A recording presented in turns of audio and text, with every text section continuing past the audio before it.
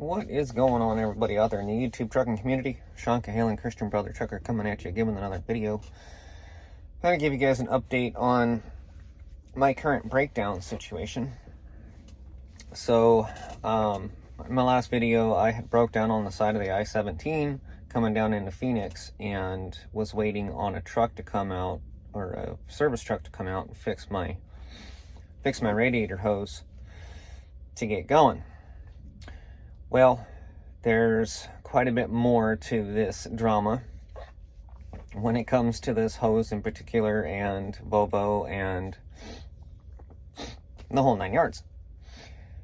So let's start with the hose and why it failed.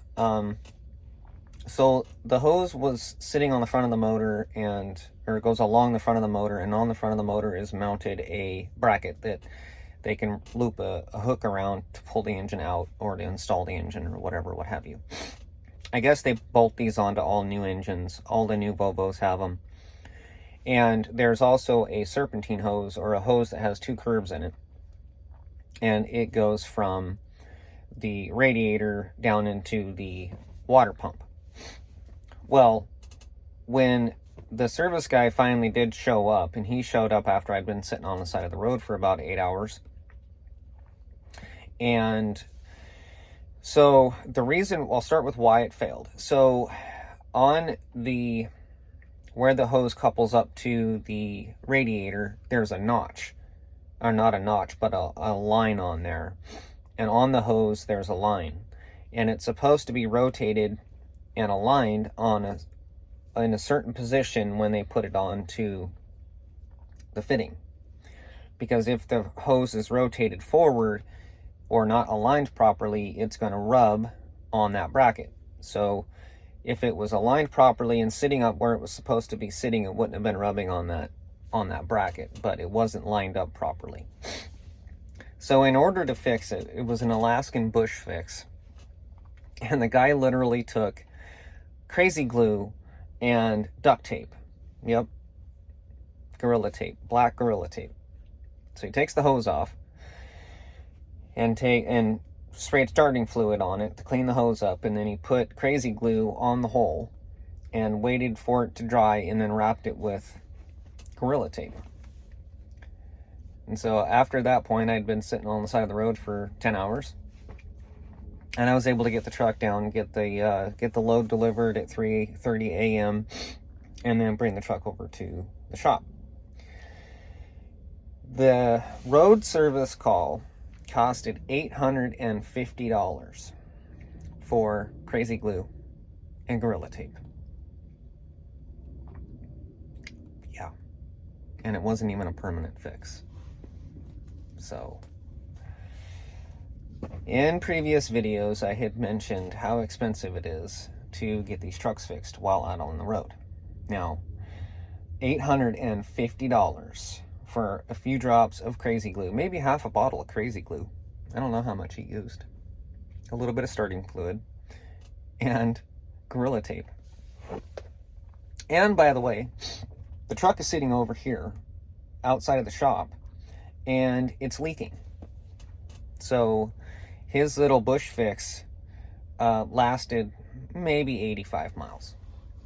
But hey, it got me down here, I guess.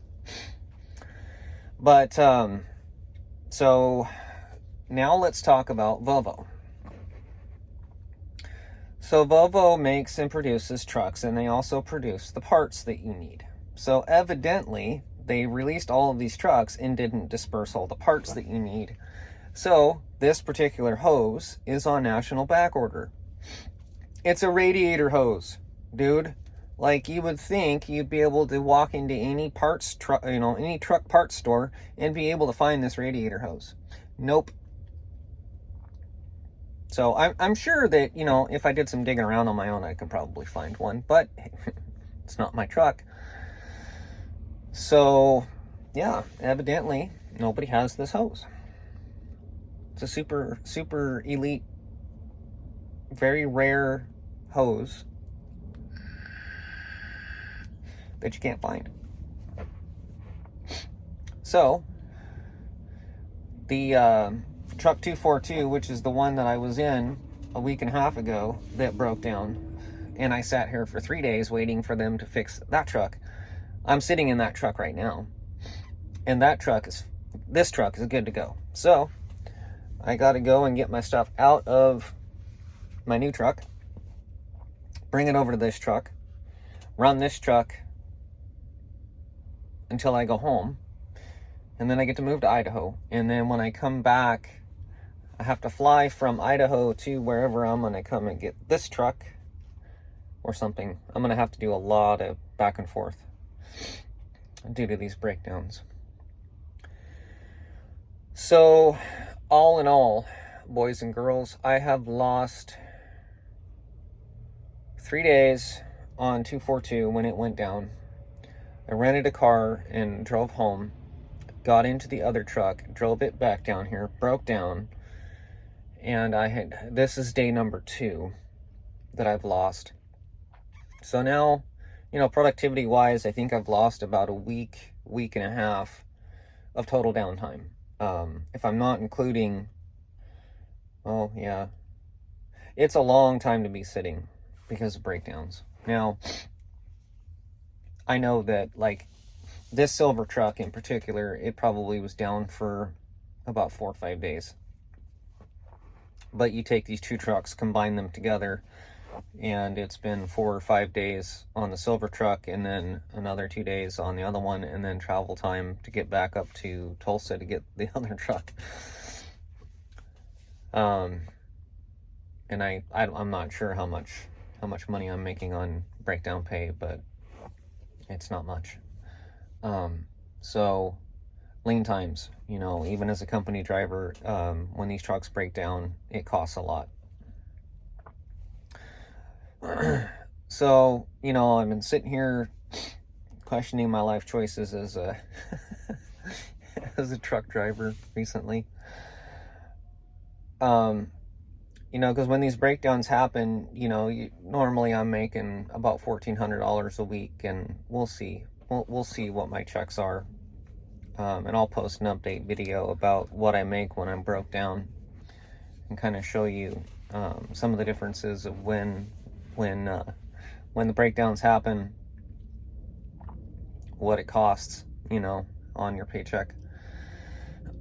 These, like I said in my other video, breakdowns don't happen very often, but I guess for me right now, I'm going through a season of breakdowns, and I don't know. In life, I don't control everything that happens, of course, and so it's kind of tough to sit here and think about what I'm gonna do with my with everything. I gotta go through a whole bunch of steps to get back to the house so that I can throw everything into a U-Haul and move from Arkansas over to Idaho.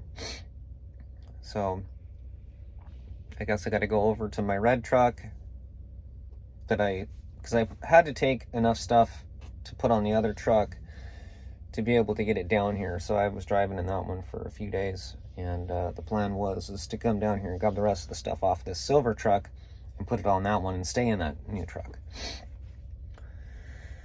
Well, now that's changing again. So, I don't know. Very frustrating. So that's where I'm at. Breakdown after breakdown. I know that this happens in the industry. This is the bad side of trucking, and I guess my best advice to you is, if this is going on with you, just get through it the best you can. On your personal finances, if you have money set aside, and if you don't have money set aside for breakdowns such as these, in your savings account, you want to have a couple $1,000s in there so that you can pay bills when this kind of stuff happens, because your paychecks get cut in half. So plan for the future and plan for these breakdowns to happen, because it's not if, it's when these trucks break down. And when these trucks break down, the shop industry doesn't get these trucks in and get them out and get them fixed super fast. Sometimes you get this ultra rare part that nobody seems to have. And then sometimes you have an electronic problem that they're having a hard time finding on, like on this 242 truck. They had a really hard time finding out what was wrong with it, and it took them a long time. So plan ahead in your finances. Make sure you've got some extra money set aside to get you through these downtimes. That's just general overall life financial advice, I guess. So, yeah, stay tuned for more. In another video I'm going to talk about what to expect when you come over as a trainee. I'm going to post another video giving you an update on my first trainee with night transportation. And so stay tuned for that one. And just know, brothers and sisters out here in the trucking industry, that breakdowns happen. Try to plan yourself financially so that when you do break down, as a company driver or a owner, operator, lease operator, whatever the case may be, financially plan yourself so that you don't end up in financial hardships when things like this happen. So if you like this video, please like and subscribe and share. And as always, thanks for watching, and God bless you all.